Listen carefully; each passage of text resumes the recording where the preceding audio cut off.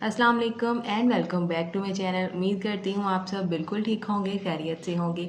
तो आज हम बनाएंगे बेकरी स्टाइल बहुत ही खस्ता और मज़ेदार से तिल वाले बिस्किट। तो आप इसको घर पे बना सकते हैं।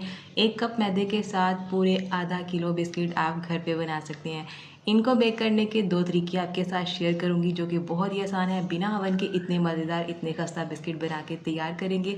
तो चलिए आज की वीडियो शुरू करते हैं। वीडियो आपको पसंद आए तो प्लीज़ लाइक और शेयर ज़रूर करिएगा, चैनल को सब्सक्राइब भी ज़रूर करिएगा। तो यहाँ पर सबसे पहले 1 कप चीनी लेंगे और इसके साथ हमने 2 सब्ज़ इलायची के बीज लिए हैं, ये भी इसमें डाल देंगे। मिक्सी जार में दोनों चीज़ों को डाल के हमने इसको कवर करके अच्छे से इसको ग्राइंड कर लेना है ताकि चीनी का पाउडर बना लें। तो यहाँ पर मैंने इसे अच्छे से ग्राइंड कर लिया है। चीनी का पाउडर बन चुका है, लेकिन हमें बिल्कुल फ़ाइन पाउडर चाहिए। अभी इसके अंदर चीनी के ज़रात मौजूद हैं, उसको निकाल लेंगे।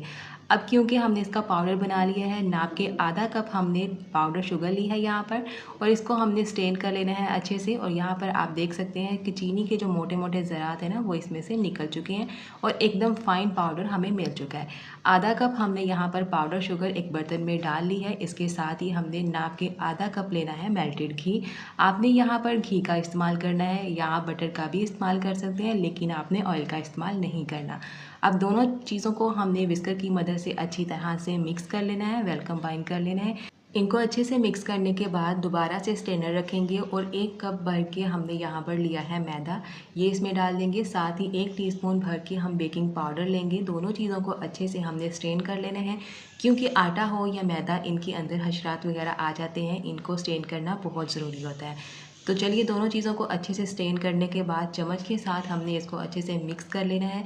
अगर आप ज़्यादा क्वांटिटी में बिस्किट बना रहे हैं तो इसी तरह आप इन तमाम चीज़ों की क्वांटिटी को डबल कर सकते हैं। अब चम्मच को साफ़ करके निकाल देंगे और हाथ के साथ इसको अच्छी तरह से हमने मिक्स कर लेना है। हमने इसको आटे की तरह नहीं गूंदना, क्योंकि हमने इसके अंदर घी ऐड किया है। तो इसको हमने बस इस तरह से ना वेल कंबाइन करना है, इकट्ठा करना है, आटे की तरह इसको नहीं गूंदना।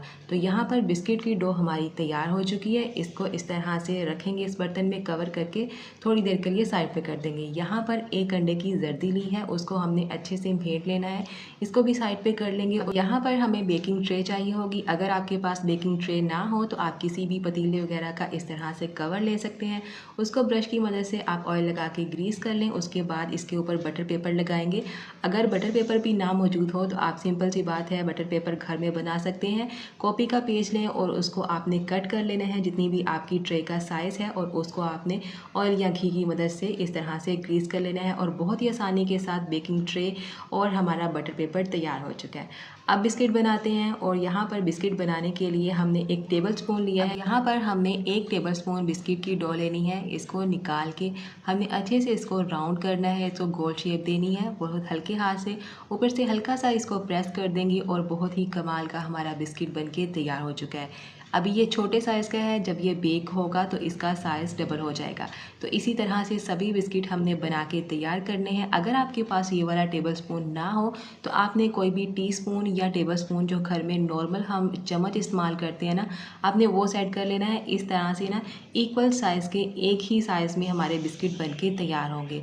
अब सभी बिस्किट के ऊपर हमने एग यॉक लगानी है। इसके साथ बहुत ही अच्छी सी शाइन आएगी, बहुत ही अच्छा सा टेक्स्चर आएगा, एकदम बेकरी जैसा। तो सभी बिस्किट के ऊपर लगा लेंगे, और जो बिस्किट का बैटर बच चुका है ना, उसको हमने दूसरी ट्रे में बिस्किट बना के बेक कर लेंगे। अब इसके ऊपर लगाएंगे सफ़ेद तिल। हम तिल वाले बिस्किट बना रहे हैं जो कि बेकरी से बहुत ही मज़े के मिलते हैं। तो आज हम इनको घर पे बना रहे हैं।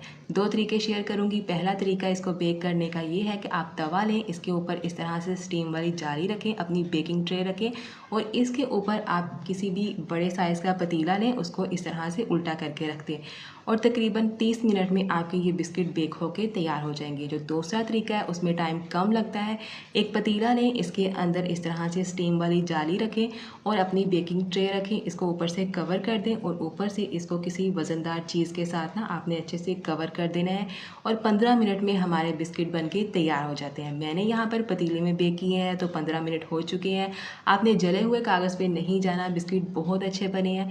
तो जो दूसरे थे बिस्किट उनको मैंने तवे पे रखा था, थोड़ा टाइम उनको लगा था, तो बाद में मैंने उनको पतीले में रख दिया। तो ये भी अच्छे से बेक हो चुके हैं। तो चलिए इनको निकाल के ठंडा कर लेते हैं। तो मैंने इनको 10 मिनट तक पंखे के नीचे रख के अच्छे से ठंडा कर लिया है। आप यहाँ पर देख सकते हैं कितने अच्छे बिस्किट बनके तैयार हुए हैं।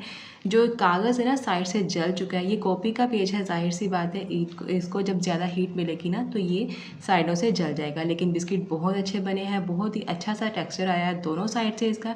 तो एक ट्रे में निकाल लेते हैं और अच्छा सा इसको डिश आउट कर लेते हैं। तो यहाँ पर देखिए जी, माशाल्लाह अल्हम्दुलिल्लाह बहुत ही ज़बरदस्त, बहुत ही खस्ता, मज़ेदार और ख़ूबसूरत से हमारे तिल वाले बिस्किट बनके तैयार हो चुके हैं, वो भी 1 कप मैदे के साथ पूरे आधा किलो बिस्किट। तो कितनी मज़े की बात है, आप घर में इतनी आसानी के साथ इनको तैयार कर सकते हैं। ये देखें यहाँ पर मैं आपको दिखाती हूँ ये कितने खस्ता बनके तैयार हुए हैं। तो इनको एक बार आपने ज़रूर ट्राई करना है और मुझे कमेंट बॉक्स में ज़रूर बताना है आपको वीडियो कैसी लगी। तो आज की हमारी रेसिपी कंप्लीट हो चुकी है, उम्मीद करती हूँ पसंद आई होगी। तो मिलते हैं इसी तरह की एक और वीडियो में, तब तक के लिए अल्लाह हाफ़िज़।